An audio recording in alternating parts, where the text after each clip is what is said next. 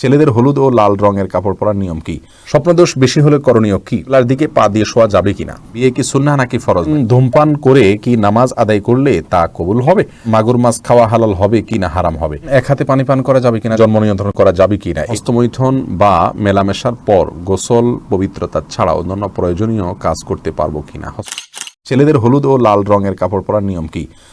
হলুদ এবং লাল রঙের কাপড় পরা নিষেধ, পরবে না। ছেলেরা কি গলায় ও হাতে রূপার চেইন বা ব্রেসলাইট পরতে পারবে কিনা? রূপার চেইন ব্রেসলাইট পরতে পারবে, সমস্যা নেই। স্বপ্নদোষ বেশি হলে করণীয় কি? স্বপ্নদোষ যদি বেশি হয় তাহলে এটা দোষের কিছু না, কিন্তু আপনি চিকিৎসক ডাক্তার দেখাবেন। শারীরিক দুর্বলতার কারণে অনেক সময় বেশি হয়।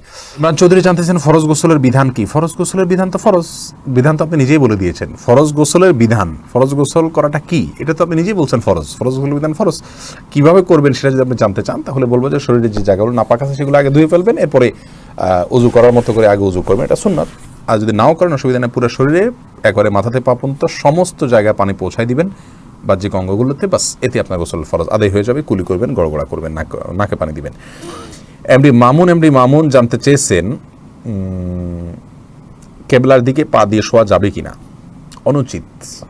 এটা আমাদের সমাজে কারোর দিকে পা দেওয়াটাকে অভদ্রতা বলা হয়, মনে করা হয়। এটা ভদ্রতা এটা সমাজের উপর নির্ভর করে, সামাজিক কালচারের উপর নির্ভর করে। এরাবাইনদের ওখানে পা বাপের দিকে ছেলে দিয়ে থাকে, ছেলের দিকে বাপ দিয়ে থাকে, এটাকে ওরা দোষে মনে করে না, ওদের জন্য এটা দোষণীয় নয়। কিন্তু আমাদের সমাজে এটা দোষণীয়, যার কারণে এটা না করতে পারলে ভালো হয়। কিন্তু কোনো দেশে কোথাও সরাসরি নিষেধ নাই, কেউ যদি কেবলার দিকে পা দিয়ে শোয় কোনো গুনাহ হবে এটা কেউ বলতে পারবে না, কারণ কোথাও নিষেধ নাই, এটা আদবের ব্যাপার। সোহেল রানা, বিয়ে কি সুন্নাহ নাকি ফরজ? ভাই সোহেল রানা, ফরজও না সুন্নাহ না। সাধারণ অবস্থাতে বিয়ে সুন্নাহ, এটা ভ্যারি করে, ফরজ না সুন্নাহ না। এই জন্য বললাম যে সর্বাবস্থা সুন্নাহ না, সর্বাবস্থা ফরজ না। সাধারণ অবস্থা সুন্নাহ। সাধারণ অবস্থা কোনটা? যে আমি বিয়ে করতে পারি, আর্থিক সঙ্গতি আছে, শারীরিক সঙ্গতি আছে, আর না করলেও অসুবিধা নাই, আমি কোনো গুনাহে লিপ্ত হওয়ার ভয় নাই, এরকম লেভেল পরিস্থিতিতে আপনার জন্য বিয়ে করা সুন্নাহ। কারণ নবী সাল্লাল্লাহু আলাইহি ওয়াসাল্লাম বলেছেন আন-নিকাহু মিন সুন্নতি, বিবাহ আমার সুন্নাহর অন্তর্ভুক্ত। আর যে ব্যক্তি বিয়ে করার সঙ্গতি আছে কিন্তু বিয়ে না করলে তিনি গুনাহে লিপ্ত হয়ে যাবেন, তার জন্য বিয়ে করা জরুরি। আর যে ব্যক্তি বিবাহ করার শারীরিক সঙ্গতি নাই অথবা আর্থিক সঙ্গতি নাই, এই ব্যক্তির জন্য বিয়ে না করাই উচিত, কারণ সে বিয়ে করলে হক নষ্ট করবেন। এই জন্য ভ্যারি করে বলেছি বিয়ের বিধানটি। আমি জানতে চেয়েছেন ধূমপান করে কি নামাজ আদায় করলে তা কবুল হবে? কবুল হয়তো আল্লাহ তাআলা করতে পারেন, কিন্তু এটা গুনাহ হবে, এই জন্য এমনটি করা উচিত না। এটা লবণ ছাড়া তরকারির মতো, খাইলে ক্ষুধা মিটবে কিন্তু খেয়ে আপনি স্বাদ পাবেন না। ইয়াসিন আরফাত জানতে চেয়েছেন মাগুর মাছ খাওয়া হালাল হবে কি না হারাম হবে? যদি হারাম হয়ে থাকে তাহলে কেন হারাম হবে? এমডি কবির ভাই জানতে চেয়েছেন এক হাতে পানি পান করা যাবে কিনা? যাবে। দুই হাতে পানি পান করতে কোনো বাধ্যবাধকতা নাই। নাজনতা লোভা বোন, আপনি জানতে চেয়েছেন জন্ম নিয়ন্ত্রণ করা যাবে কি না, এ নিয়ে হাদিসগুলো বলবেন। জি ভাই বোন, জন্ম নিয়ন্ত্রণ করা যাবে। রাসূল করিম সাল্লাল্লাহু আলাইহি সাল্লাম আপনার আজাল করার যে পদ্ধতি ছিল সেই যুগে জন্ম নিয়ন্ত্রণের জন্য, আজল বলতে আপনার সহবাসের সময় বীর্যপাতের সময়টুকুতে বাহিরে বীর্যপাত করে ফেলা, এটাকে আজল বলা হয়। এই আজল করাকে কেন্দ্র করে আমাদের নবী করিম সাল্লাল্লাহু আলাইহি ওয়াসাল্লামের একটা কথা এমন ছিল যে কেউ আজল করতে মনে চাইলে করুক, কিয়ামত পর্যন্ত যারা আশার পৃথিবীতে আসবেই কেউ ঠেকাতে পারবে না। এই যে স্টাইল রাসূল আকরাম সাল্লাল্লাহু আলাইহি ওয়াসাল্লাম, এই স্টাইল থেকে বোঝা যাচ্ছে তিনি সরাসরি নিষেধ করেন নাই আজল করতে, তার মানে জন্ম নিয়ন্ত্রণকে করতে চাইলে সরাসরি নিষেধ করেননি।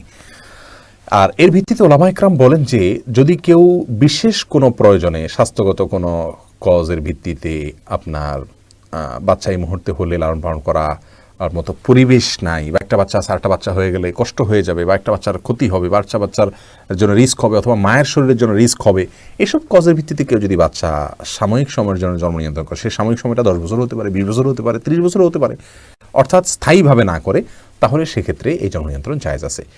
জন্ম নিয়ন্ত্রণ হারাম দুই সময়ে। এক, যদি কেউ এই জন্য জন্ম নিয়ন্ত্রণ করে যে আমি কি খাওয়াবো, এই ভয়ে যদি জন্ম নিয়ন্ত্রণ করে, সেটা হারাম।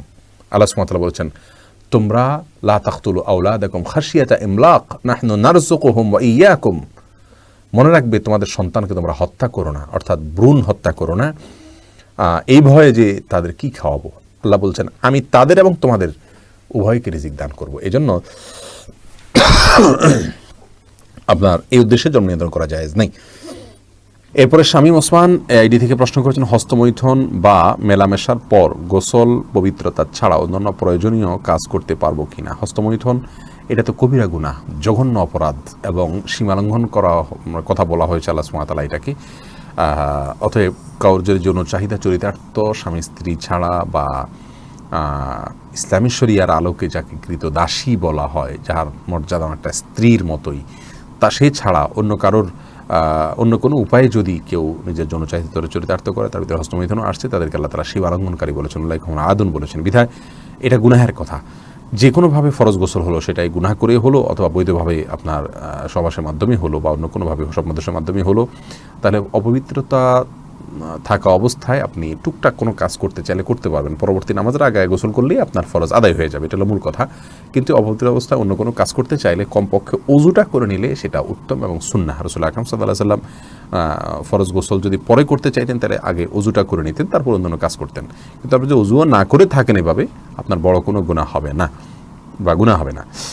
এর বাইরে জন্ম নিয়ন্ত্রণ করা জায়েজ নাই তখন যদি আপনি এই জন্য জন্ম নিয়ন্ত্রণ করেন যে আপনি স্থায়ীভাবে যদি আপনি জন্ম নিয়ন্ত্রণ করেন, তাহলে সেটাও জায়েজ না। দুইটা জায়েজ নাই, হলো রিজিকের ভয়, কি খাওয়াবো, উপার্জন কম সেজন্য সেই ভয়।